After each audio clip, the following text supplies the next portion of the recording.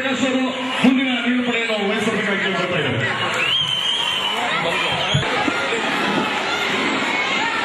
ವೇದಿಕೆಯ ಶ್ರೀ ಆರ್ ಅಶೋಕ್ ಅವರು ಮಾಜಿ ಉಪಮುಖ್ಯಮಂತ್ರಿಗಳು, ಮಾಜಿ ಸಾರಿಗೆ ಸಚಿವರಾದಂತ ಕಾರ್ಯಕ್ರಮದಲ್ಲಿ ಅಶೋಕ್ ಅವರು ಸದಾಕಾಲ ಎಸ್.ಎಸ್. ಪದ್ಮರಾಜ್ ಅವರ ಬೆನ್ನಿಗೆ ನಿಂತು ಅವರೊಂದಿಗೆ ಸುರೇಶ್ ಕುಮಾರ್ ಅವರ ಬೆನ್ನಿಗೆ ನಿಂತು ಇದೊಂದು ಕಾರ್ಯಕ್ರಮವನ್ನು ಯಶಸ್ವಿ ಮಾಡ್ತಾ ಬಂದಿದ್ದಾರೆ. ಎಲ್ಲ ಮುಖ್ಯ ಅತಿಥಿಗಳಿಗೂ, ಶಾಸಕರಿಗೂ, ಸಂಸದರಿಗೂ ಹಾಗೂ ಸ್ಥಳೀಯ ಮಹಾನಗರ ಪಾಲಿಕೆ ಸದಸ್ಯರಿಗೂ ನಾನು ಈ ಮೂಲಕ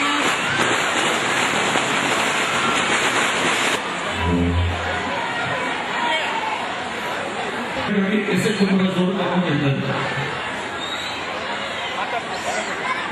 ಮಹಿಳೆಯರು, ಮಕ್ಕಳೇ, ಎಲ್ಲ ಮಕ್ಕಳು ವೈಟ್ ಹಾಕೋಬೇಕು ಅಲ್ವಾ? ಈ ವೇದಿಕೆ ಯಶಸ್ವಿಯಾಗಿದೆ ಅಂದ್ರೆ ತಪ್ಪಾಗಲಾರದು. ಈ ದಿನ ಇದರ ಜೊತೆಗೆ ಶಿಕ್ಷಣಕ್ಕೆ ಒತ್ತು ನೀಡಲಾಗಿದೆ. ಇದರ ಯಶಸ್ಸಿಗೆ ಎಲ್ಲರೂ ಕೈ ಜೋಡಿಸಬೇಕು ಅಂತ ವಿನಮ್ರವಾಗಿ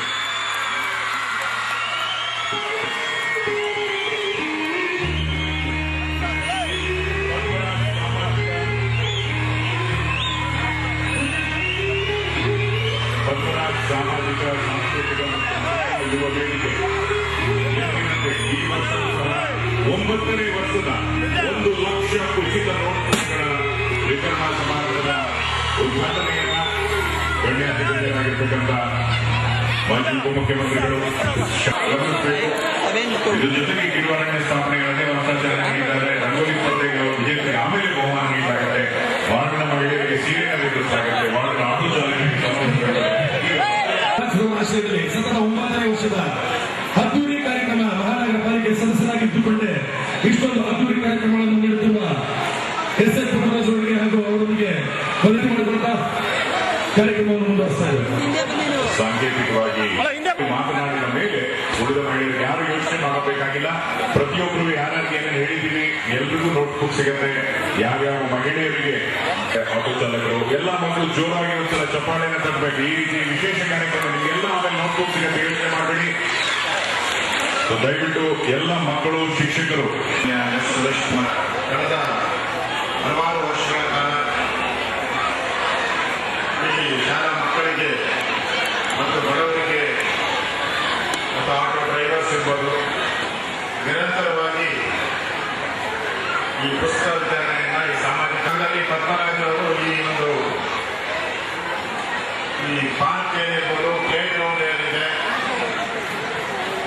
ಅದನ್ನ ಕಾಪಾಡುವಂತಹ ದೃಷ್ಟಿಯಿಂದ ಕಳೆದ 15-16 ವರ್ಷಗಳ ಕಾಲ ಈ ಭಾಗದಲ್ಲಿ ಹೋರಾಟ ಮಾಡಿದ್ದಾರೆ. ಸಾಧನೆಯನ್ನ ಮಾಡಿದ್ದಾರೆ. ಈ ಭಾಗಕ್ಕೆ ಒಂದು ಲಂಗ್ ಸ್ಪೇಸ್ ಅನ್ನ ಕೊಟ್ಟಿದ್ದಾರೆ. ಅದರಿಂದ ಅವರಿಗೆ ನಾನು ಅಭಿನಂದಿಸ್ತೇನೆ.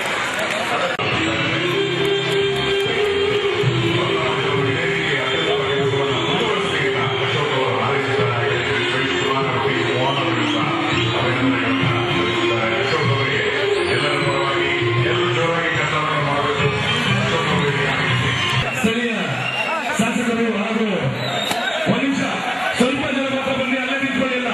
ಸ್ವಲ್ಪ ಜನ ಮಾತ್ರ ಬನ್ನಿ. ದಯವಿಟ್ಟು ಶಿಕ್ಷಕರು ತಮ್ಮ ಸ್ವಲ್ಪ ರೀತಿಯಲ್ಲಿ ಕೂಡಿಸಿಕೊಳ್ಬೇಕಾಗಿ ಕೇಳ್ಕೊಳ್ತಾ ಇದ್ದೇವೆ. ಎಲ್ಲ ಶಾಲೆಯ ಶಿಕ್ಷಕರಲ್ಲಿ ಇದೊಂದು ತುಮಕೂರಿನ ಮನವಿ ಮಾಡ್ತಾ ಇದ್ದೇವೆ. ದಯಮಾಡಿ ಸಕ್ರಿಯರಾಗಿರ್ತಾರೆ ಪದ್ಮರಾಜ್ ಅವರು. ಅದೇ ಅವರ ವೈಶಿಷ್ಟ್ಯ.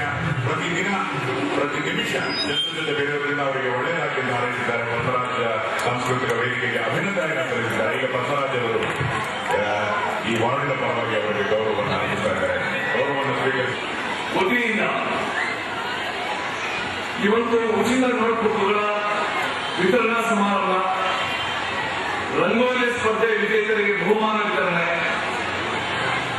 ವಾರ್ಡಿನ ಮಹಿಳೆಯರಿಗೆ ಸೀರೆಗಳ ವಿತರಣೆ, ಆಟೋ ಚಾಲಕರಿಗೆ ಸಮವಸ್ತ್ರ ವಿತರಣೆ, ಹೀಗೆ 10 ಹಲವು ಕಾರ್ಯಕ್ರಮಗಳು ಇವತ್ತೇನು ನಡೀತಾ ಇವೆ.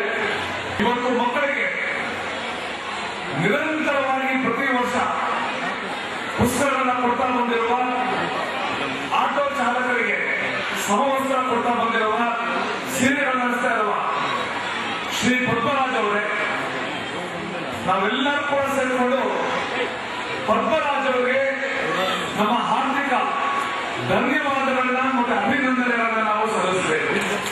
ನಮ್ಮನ್ನ ಸದಾ ಮೂಡಿಸುತ್ತಿರುವ ಶ್ರೀ ಸುರೇಶ್ ಕುಮಾರ್ ಅವರಿಗೆ ವಾರ್ಡಿನ ಜನತೆಯ ಪರವಾಗಿ ಶ್ರೀ ಪದ್ಮರಾಜ್ ಅವರು ಗೌರವವನ್ನು ಅರ್ಪಿಸ್ತಾ ಇದ್ದಾರೆ.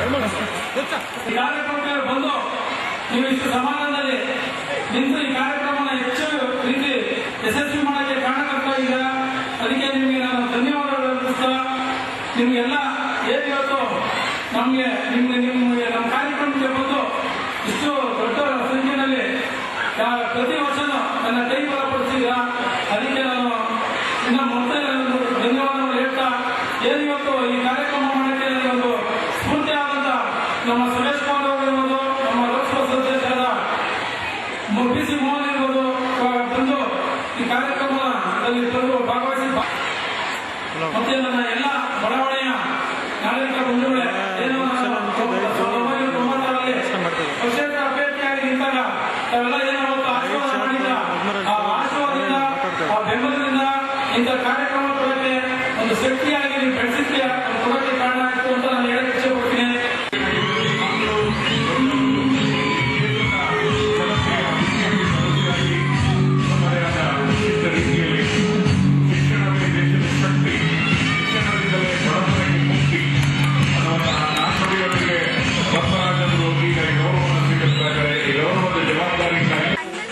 ಇನ್ನೊಂದು ಸುದ್ದಿ ಹೇಳಿದ್ರು SF ಪದ್ಮರಾಜ್ ಅವರು ಇಲ್ಲ ನೀವು ಮಾತಾಡಿದ ಚಪ್ಪಾಳೆ ಹೊಡಿತಾ ಇದ್ದೀವಿ ಏನೋ ಒಂದು ಮಾಡೋಣ.